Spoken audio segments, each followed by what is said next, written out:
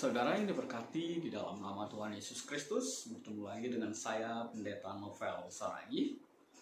Firman Tuhan yang menyapa kita tertulis dalam Yesaya, pasal yang ke-63, ayatnya yang ke-11 sampai ayatnya yang ke-14. Namun ada baiknya kita bersatu di dalam doa. Bapa di dalam sorga, terima kasih Tuhan Yesus. Kami mau disapa oleh kebenaran firman, dan itu menjadi kerinduan setiap kami. Maka berfirmanlah Engkau Tuhan Yesus, sebab kami siap untuk menerimanya. Amin.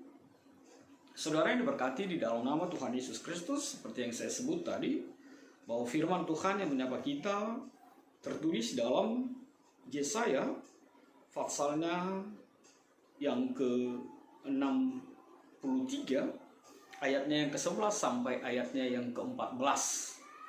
Begini firman Tuhan. Lalu teringatlah mereka kepada zaman dahulu kala, zaman Musa, hambanya itu. Di manakah dia yang membawa mereka naik dari laut bersama-sama dengan penggembala kambing dombanya? Di manakah dia yang menaruh Roh Kudusnya dalam hati mereka, yang dengan tangannya yang agung menyertai Musa di sebelah kanan, yang membelah air di depan mereka untuk membuat nama abadi baginya, yang menuntun mereka melintasi samudera raya seperti kuda melintasi padang gurun. Mereka tidak pernah tersandung, seperti ternak yang turun ke dalam lembah. Roh Tuhan membawa mereka ke tempat perhentian. Demikianlah Engkau memimpin umat-Mu untuk membuat nama yang agung bagi-Mu. Demikian firman Tuhan. Saudara-saudara yang diberkati di dalam nama Tuhan Yesus Kristus, Shalom. Shalom. Bapak, Ibu, pemuda yang dikasihi Tuhan Yesus Kristus, firman Tuhan ini sedikit mengajak kita untuk berefleksi tentang kehidupan kita yang sangat sederhana. Apa itu? Pernahkah kita duduk tenang atau dalam sesantainya kita mengingat kebaikan orang lain?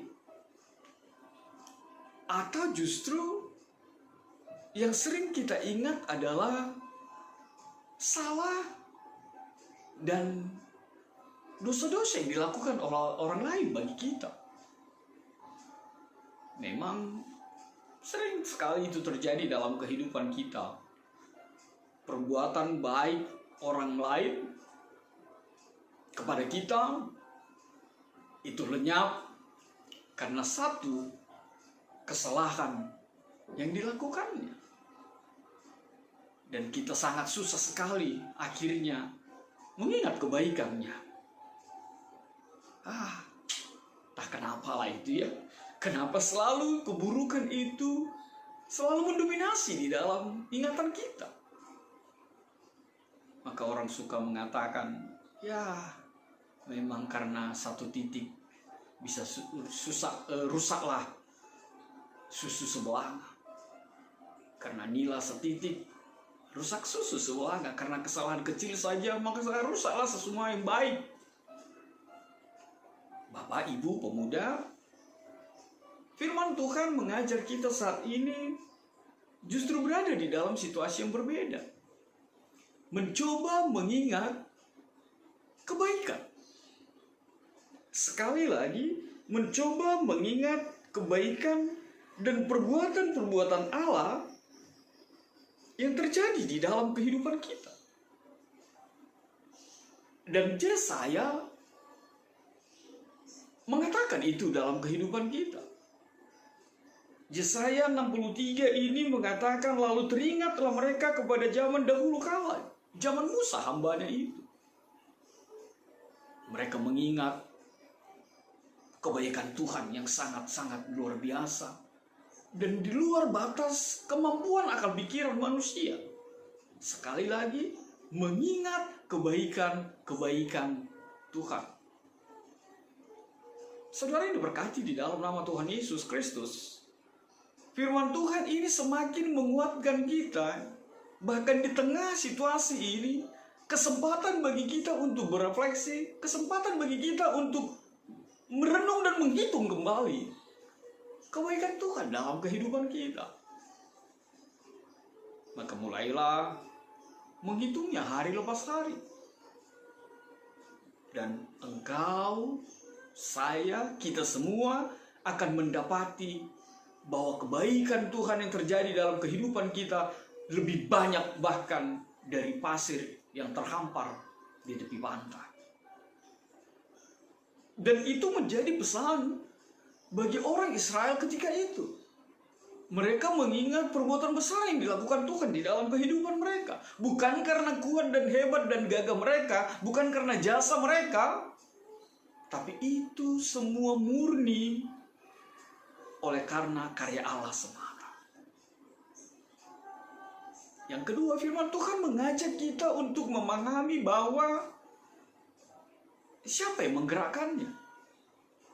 Sekarang kita memperingati roh nitunduna pasing, turunnya Roh Kudus. Firman Tuhan jelas mengatakan Roh Kudus yang ada di dalam hati mereka. Artinya apa? Semua itu digerakkan oleh Roh yang satu. Itulah Roh Kudus itu. Itulah Roh Allah itu yang menggerakkan seluruh keberadaan bangsa Israel. Hal itu ditegaskan bahkan ketika perjalanan mereka melintasi Laut Merah. Siapa yang menggerakkan? Siapa yang ada di dalam mereka? Apa yang menjadi kekuatan mereka? Roh Kudus itu. Tunina pasing Indo, na mangarakon tunina pasing Indo, na memampukan si dia luar. Bahkan menjalani segala sesuatu yang tak mungkin bagi mereka, tapi terjadi atas karya Tuhan, karya Roh Kudus di dalam kehidupan mereka. Sebab Roh Kudus yang berdiam di dalam diri Musa, Roh Kudus yang ada di sebelahnya, Roh Kudus yang ada di sekitar kehidupannya, memampukan seorang penggembala itu bergerak keluar dari penindasan bangsa Mesir. Bukankah itu menjadi pesan yang luar biasa bagi kita, bahwa memang karya Roh Kudus itu adalah sesuatu yang luar biasa. Itu dinyatakan dengan bahwa Roh Kudus itu dari dunamos, dinamis, sesuatu yang bergerak, sesuatu yang begitu luar biasa, memampukan kita untuk bergerak, bahkan melintasi gelombang, bahkan melintasi lautan, bahkan melintasi virus-virus, bahkan melintasi segala pergumulan di dalam kehidupan kita. Apa itu? Roh Kudus itu yang memampukan kita. Itu sebabnya biarlah Roh Kudus itu bekerja selalu di dalam kehidupan kita. Maka jangan pernah padamkan rohmu. Jangan pernah padamkan Roh Kudus, jangan pernah menolak, jangan pernah mengatakan tidak kepada Roh Kudus yang bekerja di dalam kehidupanmu. Dan biarlah rohmu selalu bernyala-nyala, sehingga kita semakin bergerak, bahkan melintasi semua pergumulan yang terjadi di dalam kehidupan kita. Lalu apa pesan yang ketiga? Pesan yang ketiga dinyatakan oleh kebenaran firman Tuhan ini. Roh Tuhan membawa mereka ke tempat perhentian. Demikianlah engkau memimpin umatmu untuk membuat nama yang agung bagimu. Aku mau garis bawahi. Roh Tuhan membawa mereka ke tempat perhentian. Saudara yang diberkati di dalam nama Tuhan Yesus Kristus. Bukankah hidup kita ini adalah sebuah perjalanan menuju perhentian, menuju tujuan yang pasti? Apa itu? Surga nyata. Artinya apa? Bahkan ketika pergumulan yang kita alami di dalam kehidupan kita ini, Roh Kudus itu seperti apa yang dikatakan Yohanes 14 ayat 26 itu akan mengajari, akan membawa, akan menunjukkan tempat dan tujuan kita yang pasti. Perhatian itu. Sorga abadi yang diberikan di dalam kehidupan kita. Artinya apa? Bapak Ibu pemuda tidak sendiri. Kita tidak sendiri menjalani kehidupan ini. Ada Roh Tuhan yang selalu memimpin, ada Roh Tuhan yang selalu menuntun perjalanan kehidupan kita. Maka selalulah berada di dalam kuasa Roh Kudus itu. Matikanlah kedagingan itu. Dan biarlah Roh Kudus yang menggerakkanmu untuk sampai tiba ke rumah Bapa di sorga. Tempat sesungguhnya bagi orang-orang percaya kepada Tuhan di dalam kehidupan kita. Lalu apa pesan yang terakhir? Pesannya yang terakhir adalah firman Tuhan mengatakan bagi kita bahwa kita tidak lagi berada di dalam situasi church in monument. Tapi Tuhan mau katakan bahwa church in movement. Bukan lagi pribadi, bukan lagi gereja yang dibatasi oleh tembok-tembok tebal. Tapi gereja yang bergerak. Pribadi-pribadi yang digerakkan.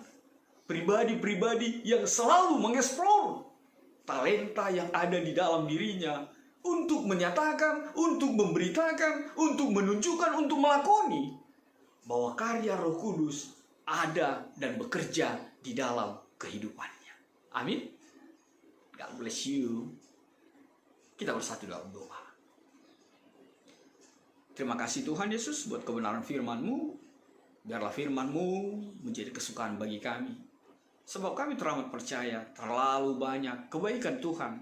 Bahkan kami tidak mampu untuk menghitungnya. Dan biarlah itu juga menjadi kekuatan bagi kami untuk selalu mengingat kebaikan-kebaikan orang-orang di sekitar kami. Sehingga kami mampu dan dimampukan untuk selalu berpikir baik, berpikir positif untuk segala sesuatu yang terjadi di dalam kehidupan kami. Dan kami teramat percaya itu bukan perkara gampang. Tapi Roh Kudus akan mengajari, memampukan, dan menunjukkan apa yang Tuhan mau terjadi di dalam kehidupan kami. Dalam kasih-Mu Tuhan, enyahkan virus corona ini. Amin.